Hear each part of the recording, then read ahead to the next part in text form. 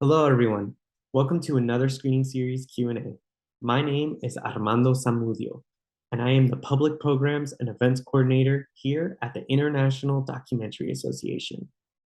For our blind and low vision attendees, I'm going to identify myself. I have a gray sweater, semi-messy hair, light brown skin, and a white backdrop. I want to start by thanking our media sponsors, Variety and KCRW, for sponsoring our 2022 screening series. This evening, we'll have a conversation between filmmaker Sam Pollard, organizer and activist Krista Tubols, directors Laura Tomaselli and Jesse Shortbull, producers Benjamin Hedin and Phil Pinto, whose film Lakota Nation versus United States world premiered at Tribeca Film Festival. For more information or to see more amazing films like this, please visit www.documentary.org/screening series to help us grow by donating or interested in joining IDA's global network of documentary professionals. Please visit documentary.org/membership. Now, before we get started with the Q&A, I'd like to offer a brief land acknowledgement. We recognize the Gabrielino, Tongva, and Chumash as the past, present, and future caretakers of the land, water, and cultural resources in the unceded territory of Los Angeles. Thank you so much, Andrea Lust, for ASL interpreting this discussion. And with that, I'll pass it to Sam. Thank you. Hi, my name is Sam Pollard. I'm an African-American male wearing a t-shirt with dots on it in a room with images of musicians behind me, and I have headphones on. It's a great pleasure for me to do this little panel today with the filmmakers of the film Lakota Nation versus the United States. I'm going to introduce the panel, the two directors, Laura Tomaselli and Jesse Shortbull, the two producers, Benjamin Hedin and Phil Pinto, and Krystal Tubols, who's an organizer and activist who was involved in the project. So thank you all for coming onto the panel today. My first question to the two directors and to the producers is, how did this project come about? What was the process? Jess, you want to go? Yeah. Thank you, Sam. Hihani washte mini wacha wikchakbi imancha bielo. Hello, my name is Jess Shortbull. I'm wearing the buffalo cap right there and the striped shirt, coming to you from Pine Ridge, South Dakota.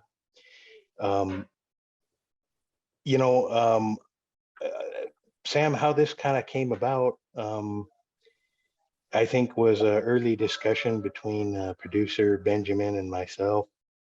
I think that when we initially spoke on the treaty issue involving Lakota, Dakota, and Lakota tribes and the other tribes in the region. It was kind of based off that discussion. And I think that what struck me was how Ben was very interested in the court case that the United States has with the tribes here in South Dakota, and it kind of dawned on me that that there may be others, that maybe not so familiar with the community that Krystal and myself have roots to, that maybe it would be a good time to educate people about the Black Hills land claim and bring it back into the fold again to people outside of the reservation. One of the things that I found really fascinating when watching the film over the weekend was, it's interesting that you hear about this history, from the white perspective, from the media perspective. I was, represented in these old movies, these Hollywood movies, and then to hear the way you tell the story. It's just so informative. It's also so dramatic, and you got such great characters that help tell the story, and it unfolds in such a very cinematic way. So what was the process when you guys, after you and Ben spoke, in terms of getting the film off the ground? How long did it take for the production to actually start? I'll ask Laura and then Ben and Phil.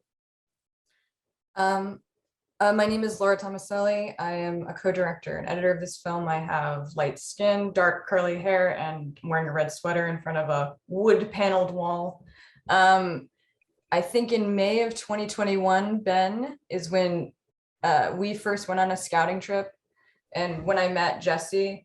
And I always say I felt good about the project, but I was really nervous about it. And then I think when Jesse and I first met, we talked for like a couple hours about our intentions of it.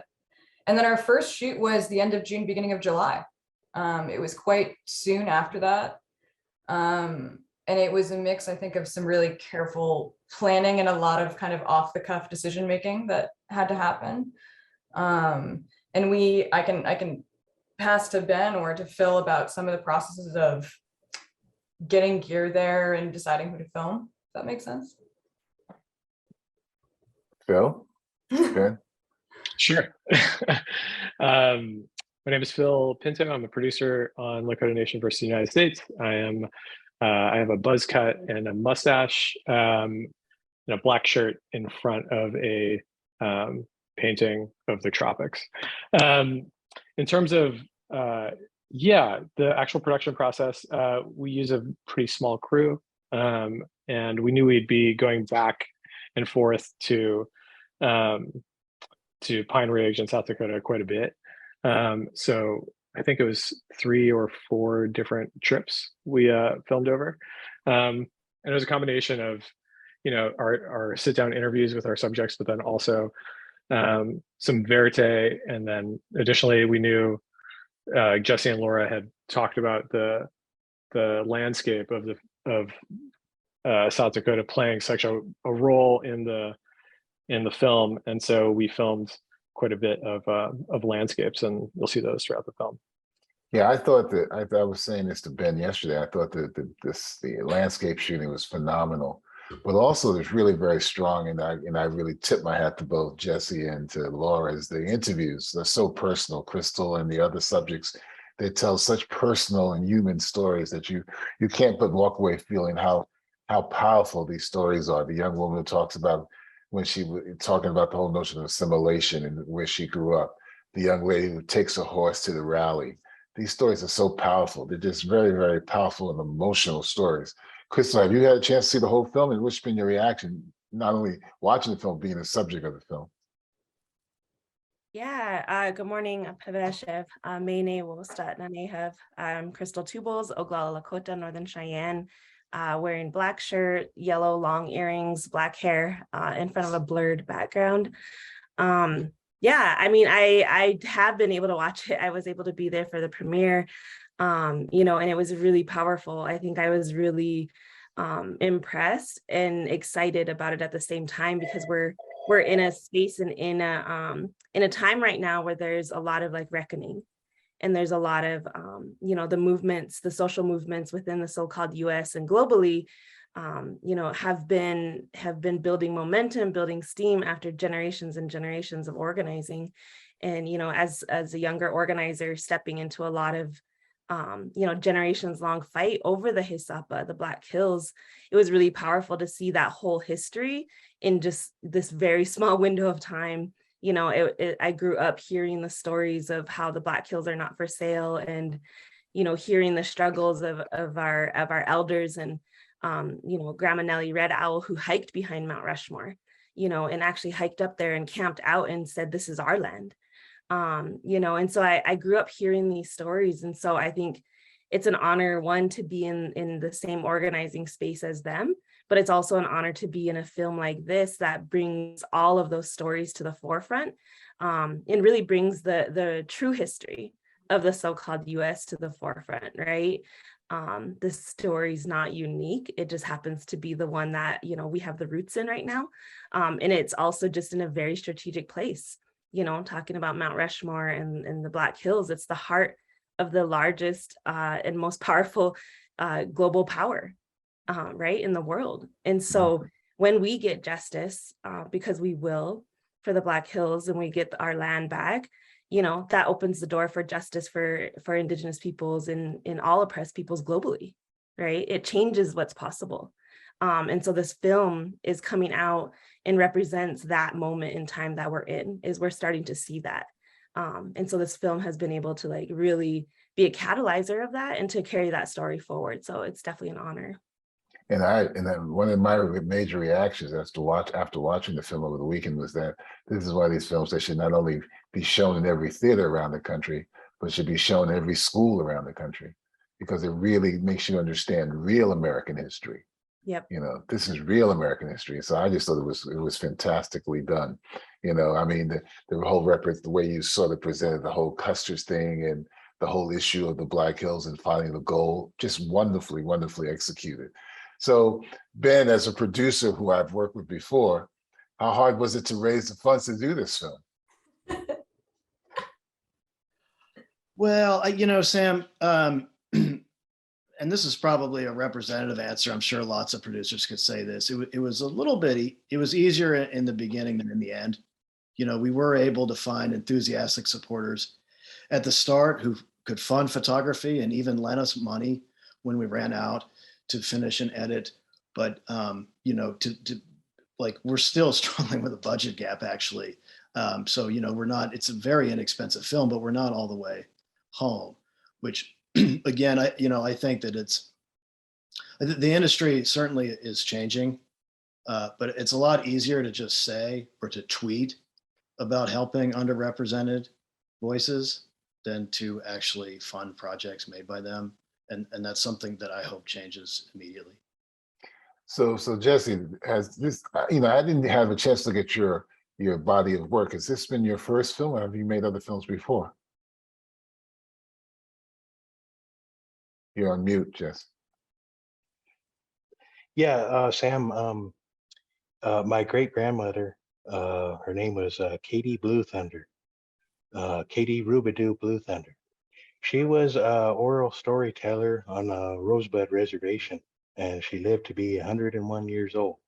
Wow. And when I was a little boy, around the time of around 1991 or early 1990s, I fell in love with the idea of stories and the power that they possess, to pierce through walls, and that creative force that can entertain new ideas to get through day-to-day life.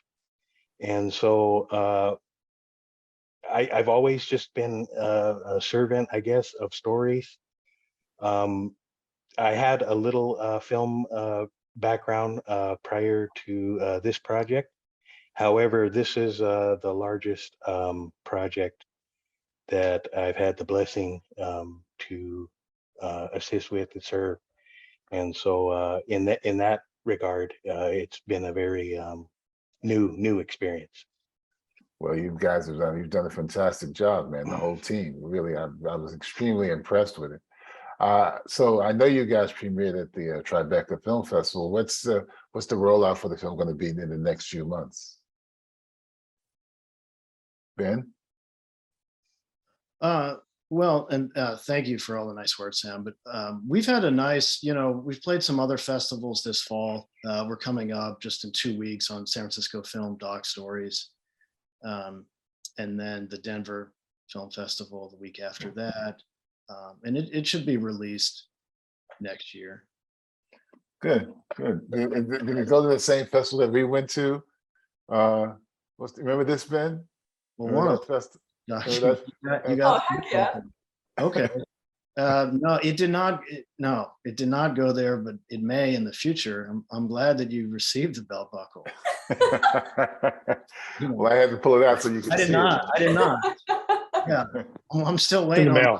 I'll email Wade about my belt buckle. So surprised you're not wearing it, Sam. Well, I got to get a new belt and have it put on. So here's another question. I mean, you've shown the film out in South Dakota. What are you hoping that our general audience will take away and understand when they watch this film? I know what I took away, but I'm curious what you guys would think. Laura, and then Jesse, and then even Krystal and Phil. I can go first. I think that from the beginning of my research into this, when I was reading a lot of Layli Long Soldier, when I was listening to her read her work, she had said something on a podcast where she said she was looking for freedom from denial. And I think that that has always stuck with me, and especially when talking about the screenings, in South Dakota and the Black Hills, just telling a version of this history, or telling history as it happened, not through the lens of these white newscasters, but as it happened through the lens of Lakota people and their history. General public, it remains to be seen. I hope people have greater empathy for all oppressed peoples, as Krystal said, and I hope it catalyzes some actual land back for real. Krystal? Yeah, I mean, yeah, I think I have been hearing really good feedback. I have friends in many different places and the different film festivals that this has screened at. And I think all of the feedback has been really great. A lot of the same reactions of just impressed with being able to display this entire history in this very short amount of time. Has been something that I've been hearing from a lot of folks is just very impressive. But I think my biggest takeaway is just really when we tell our stories and we share our truth, like people show up and they support. And I think like that's been the biggest thing that I've seen, is just seeing people really show up and support in moments where I wasn't sure how folks would take it, because telling our truth is hard. And I think telling this specific truth is hard. Especially in this so-called country. And so I think that seeing people show up in the way that they have has been really something that sits with me. And just, this is, was the perfect group to bring together for this project, and seeing that play out has been really powerful for me. Jesse? Yeah, no, for me, it's truth and trying to get as close to the truth as possible. Growing up in a border town in South Dakota my whole life, I felt that I was robbed of the truth as to the dynamics of the community that I lived in, and really separated from being connected to my own land that I grew up in. And I think that once I went on a quest to seek truth as to why things were the way that they were, I discovered who I was as a person, what my role is as a community member, and how much I really love my homelands. I grew up in the Badlands of South Dakota, and I have such reverence for the land that I'm from. So, and I think that our education system has really done a major disservice to people that aren't from Indigenous communities. And they don't understand that the United States does have a major reckoning that has to come, because they set it out on their own terms, using their own language, using their own laws, and they never fulfilled any of those terms. So I want people to know that. I want to see I have no reason why our people here in Pine Ridge should have the challenges that they do. And it's a daily thing, and I want a really good quality of life for all of my relatives, friends, and everybody that calls this place home. Phil? Ooh, tough to follow up. Those three eloquent answers, but I think for me, what's been interesting is both screening with Indigenous audiences and non-Indigenous audiences. There's always been like a very strong sort of reaction that everyone that kind of walks into the film walks away knowing something that they didn't know before or realized before, whether it's that this icon of America, Mount Rushmore, is in fact built into or carved into the sacred mountain.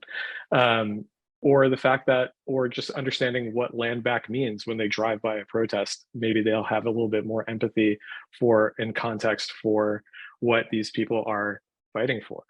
I don't know if that totally answers the question, but I think overall, I think it's a film that hopefully illuminates this part of our history, both like past and present.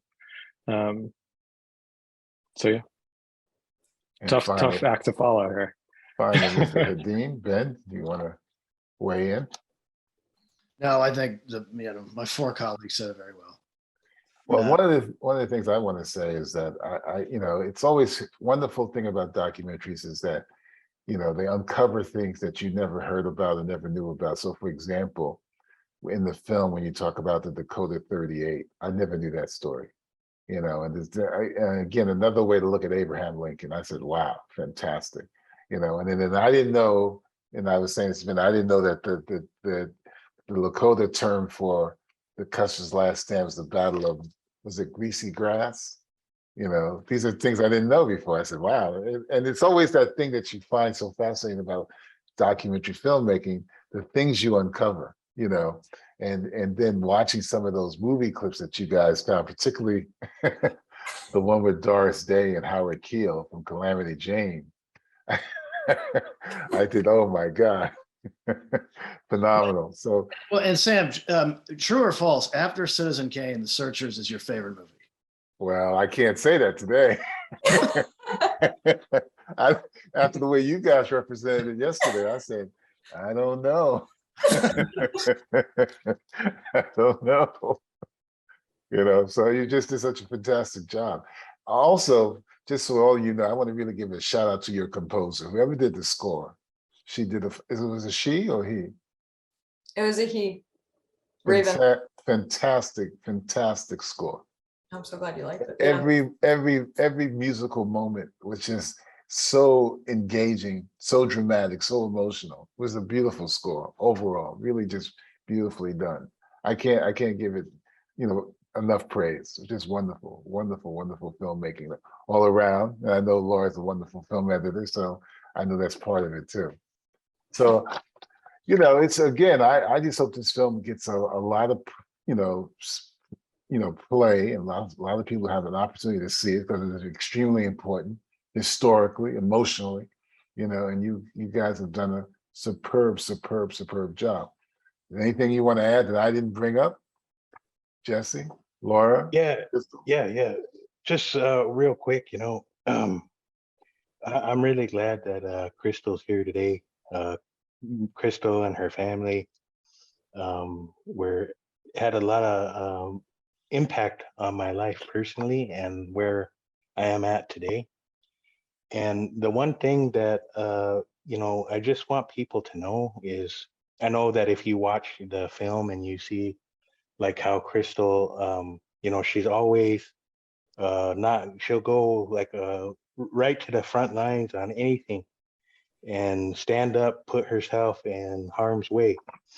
But what I want people to understand is to try and imagine a world where Krystal wouldn't have to do that anymore. And that she can, and that was one thing that I got, after seeing the film, even being a part of it, was that a lot of our people who have to really put themselves out there to try and stand up for some sort of justice or some sort of some sort of awareness, they really subject to a lot of scrutiny, pain, trauma, and all of that. So I really want our people, to not have to do that anymore. And I know that's easier said than done, and I know that's going to take a long time, but that's why we have to own up to the wrongs of the past, because that's where we're going to acknowledge that sort of truth, and then we can have one more step to getting closer to where our people don't have to be subject to a lot of the ills of society today. I completely agree. Well, I want to thank you all for sitting down with us and doing this Zoom, this panel. You know, I always love to talk to filmmakers and film subjects and understand your process. And again, you guys have created a wonderful, wonderful piece of work. Thank you all again. Thanks so much, Sam. My Thank you. pleasure. Yeah, I really appreciate that. Thank you so much for inviting me.